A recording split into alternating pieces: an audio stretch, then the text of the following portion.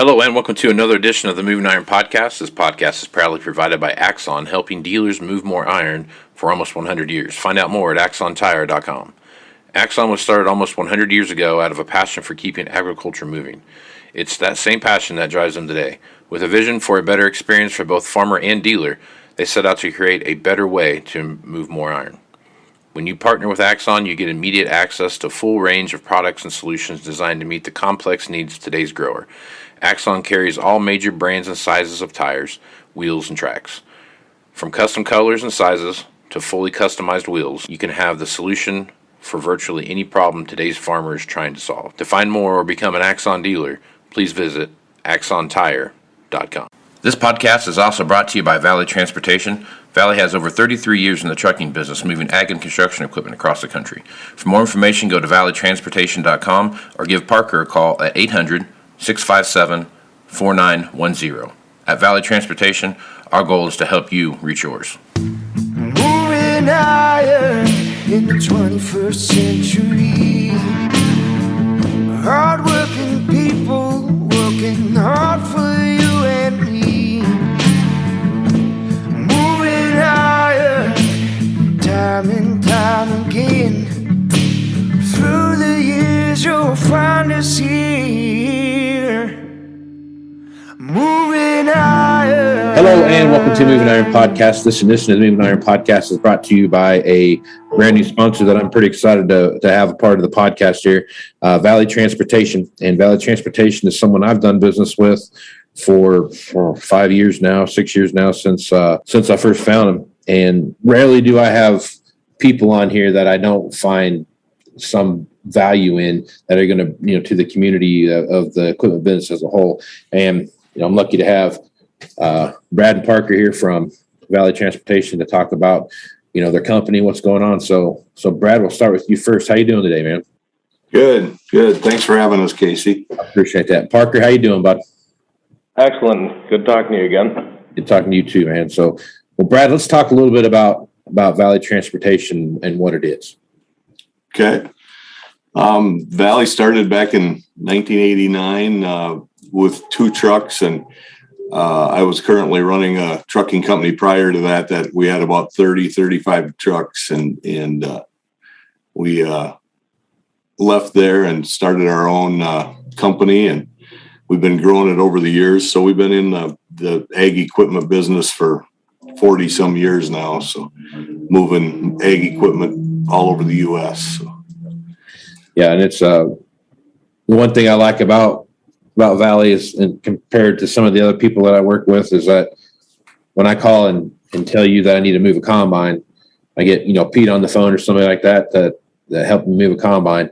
I don't have to explain to him what a combine is. You guys already know what that is, and you can move it from point A to point B and understand what that means to do that. Right. So, we kind of pride ourselves in not tying the customer up a long time on the phone trying to tell us what he's trying to move. So we think we try to keep up with everything that is in the industry, currently. So. And the old stuff, because we've been hauling that too. So it right. Seems like something comes at us different every day. So Let's talk a little bit about what you guys do also on the construction side. I've had you guys move some wheel loaders and excavators and those kind of things as well. So talk about that a little bit. Yeah, so we got into the construction side probably 10 years ago. We were real heavy ag, and when the ag business kind of started slowing down, we had to find something to offset that. So we've been in the construction business a strong 10 years now. We'll move anything up to cranes and dozers and scrapers, and, you name it. We can haul up to about 140,000 pounds. So we got a pretty good array there. Right. And as far as the number of trucks you guys have out there running around right now, that number seems to grow every time that I talk to you. So talk about your fleet a little bit. Yeah. We're crowding, we'll be over 200 this year on the road. So we got about 40 in the heavy haul fleet. We got close to 20 in just a local area here in the tri-state region. So we haul a lot to dealerships just out of Waterloo and in the local area. Davenport and Dubuque in that area. So, the rest of them are all over the road guys doing all kinds of different types of equipment. We do a lot of backhaul stuff, used equipment, so if you got stuff out and about that you need brought back in, or, we got trucks pretty well everywhere, every day. So. Yep. Now, Parker, why don't you talk a little bit about what your role is with Valley and what you're doing there? Absolutely, yeah. So I've been here for, I'm on my 11th year now, and I started as a broker and kind of moved my way up to being a CSM. So what I do is I take all the incoming phone calls and deal with our customers that are current and new. So give me a call and I can give you a price, what it's going to cost or what it's going to take to get any of your stuff moved from A to B. Yeah. And you guys are nationwide, right? All lower 48. You guys go up into Canada and that kind of stuff?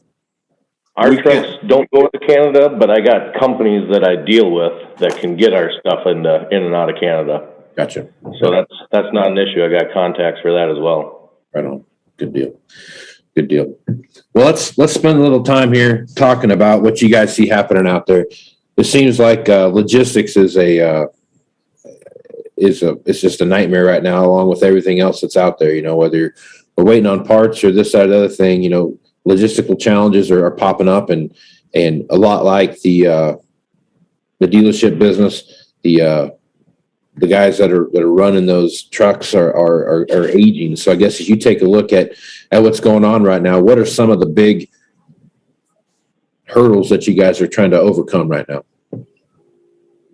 Well, the aging driver pool is one of the most significant ones.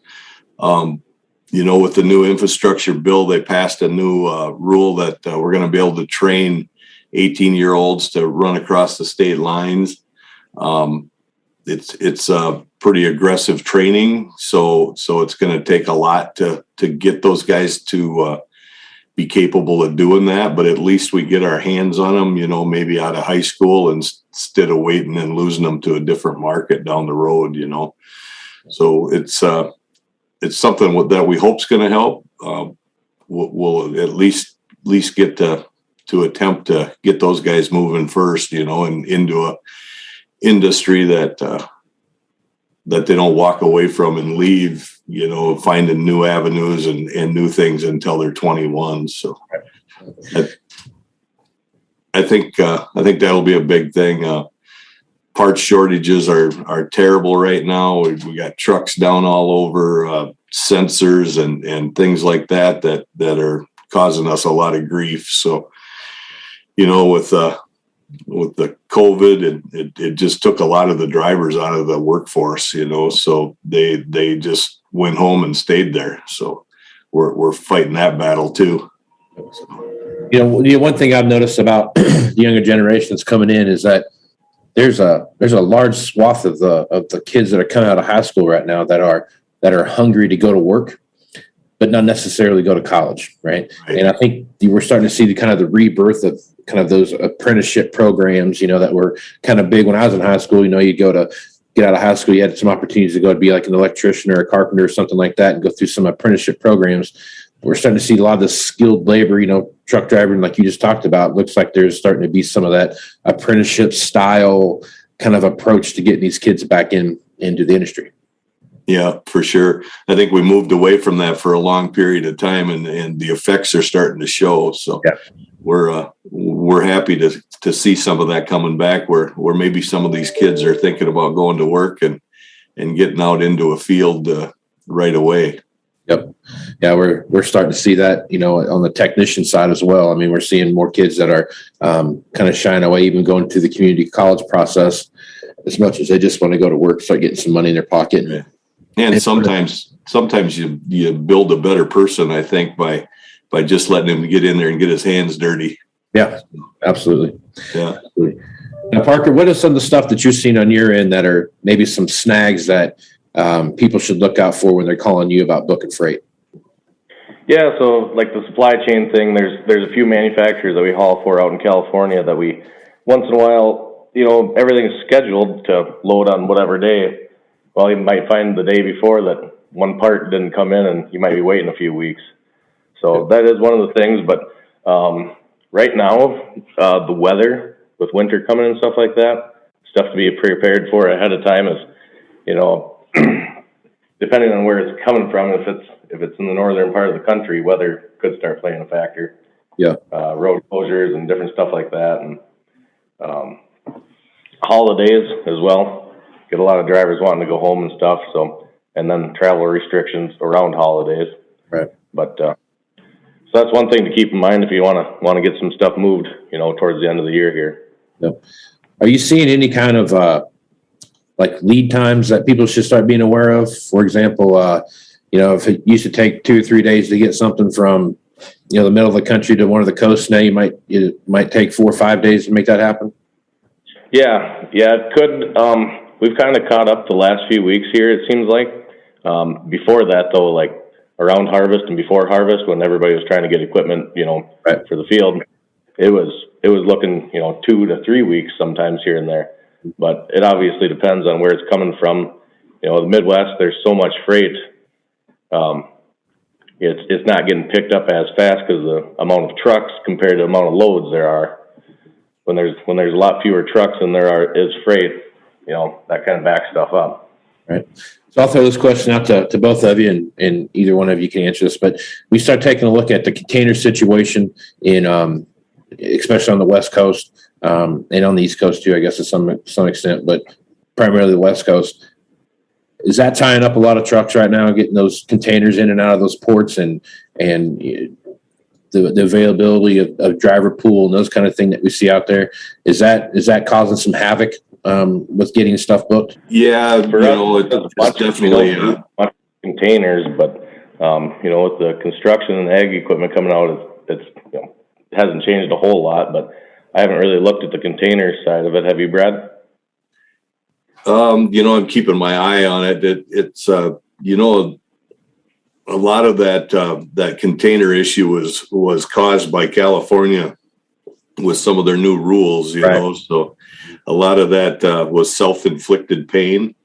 You know, they shut off all the owner operators going in there. They you know, the carb deal, they shut down. You got to have all new equipment to get in and out of there. And let's face it, a lot of those trucks running those containers in and out of there were old 1999 models, you know, and they shut them all down. So I think they'll get back to where they're getting caught up, but it sure was, you know, it was the perfect storm with all the COVID stuff, and then everything started showing up all at once, and they weren't prepared for it at all. So definitely, you know, the supply chain and the parts and things like that, everything we're waiting on is probably sitting out there, you know, so. Right. Yeah. It's causing a lot of havoc. Yeah. I watched those videos out there, and it's just as far as you can see in any direction, there's just ships out there floating around, and you got to believe that there's half the world's stuff sitting out there on those ships. You know what I mean? Yeah. You know, Parker talked about us getting caught up here recently in the last few weeks. That was strictly caused by the John Deere strike. Right. If that strike would have never happened, we would have never got caught up. And there's a lot of trucking companies out there that are still not caught up. So, you know, and we're seeing it come back in now, and things are picking back up. So, you know, for moving your iron and getting your stuff to you, give it as much advance notice to your carriers as you can, because they're gonna be out there a ways, I think. So that leads me to my last question here from Parker. We'll start with you from the freight side here and the booking side. As you start to take a look at the remainder of 21 and start looking into 22, you know, there's not a lot on the horizon that shows that 22 is going to be a whole lot different than what 2021 was. I guess as you take a look moving into 22, what are some of your thoughts and concerns moving into 22? From what I see, I think it'll be very similar to 2021. I think it's going to be really busy. I think people are going to be buying equipment if they can get it. And then if equipment starts getting all these chips and stuff that they're waiting for, I think the the used stuff might slow down a little bit. I'm not sure on that. That's just, kind of my perspective on it, I guess. But I think it's going to be another great year, I think. Yep. Brad, what are some of your thoughts on that? I was just reading an article here this morning before we started, and the two major truck manufacturers, Daimler, Chrysler, and PACCAR, they're everything's on allocation, and they shut their build schedules way back because of parts and demand. So, we got allocated trucks. We had a bunch on order for next year. We're only getting a small percentage of what we had on order. That's gonna start creating issues, on the trucking side too. There's already no trucks out there to be had to buy. Every dealership's empty, just like your car manufacturers or your car lots. So if we don't get this thing corrected, things are gonna keep going. Prices are gonna keep going up, I'm afraid. So Yeah. with fuel the way it is and demand the way it is, and everything we touch has increased in value. Yep. It's not just health insurance and insurances. It's every part you touch, is just way higher. Tires and oil. You can't even hardly get oil anymore. It's like, so it's going to be challenging for keeping everything moving. Yeah, there's a lot of challenges out there right now, and you hit on it, man. It's everything from steel surcharges to, just scarcity of material, and those kind of things are driving up prices. And it's amazing. We were looking at an auger the other day. It was a good example of that. Well, a year ago, we sold an auger for, I don't remember the number. It was 30-some thousand, and this year, we're talking 9 months ago, and it jumped $11,000 in price. So it's just one of those things where nothing changed. It's the exact same specs. Nothing about it's different. It's just steel surcharges and various other price increases and those kind of things along the way that raise it up that much. So, like a 33% increase, 40% increase in price. Right.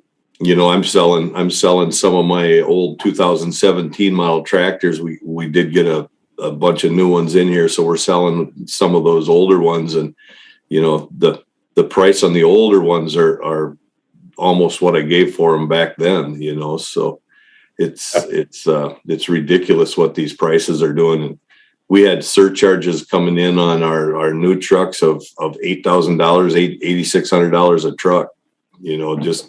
Just in surcharges, and you can't battle them because you just say, well, what if I don't pay it? And they said, well, we got guys that will. We can sell them to somebody else. Yep. So, Yeah, the old try to beat somebody up on the price thing is not even part of the vernacular anymore. No, you don't even want to talk about it anymore. So. No, it is what it is. No, you just kind of take what you get. Yep. Absolutely.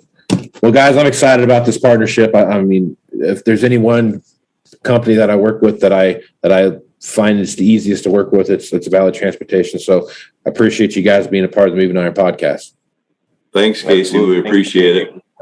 So what's the best way to get a hold of you guys if they want to book some freight, Parker? Just give me a call at 800-657-4910. Or you could shoot me an email at pjohnson@valleytransinc.com. Right on. Good deal. Well, guys, I appreciate it and look forward to doing this again. All right. Thanks, Casey. You want to have a meaningful competitive advantage to help sell more equipment.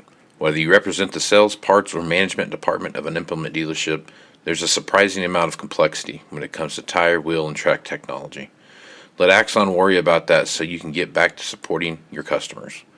Axon has leveraged years of experience to create a streamlined process that gives you a proven path to help today's grower and sell more equipment. The roots of their organization go back almost 100 years to the invention of the rubber tractor tire. Supporting agriculture is the number one driver of Axon, from product development through sales and service. To find more or become an Axon dealer, head over to axontire.com. This podcast is also brought to you by Valley Transportation. Valley has over 33 years in the trucking business, moving ag and construction equipment across the country. For more information, go to valleytransportation.com or give Parker a call at 800-657-4910. At Valley Transportation, our goal is to help you reach yours. Moving higher in the 21st century. Hard-working people working hard for you and me. Moving higher, time and time again.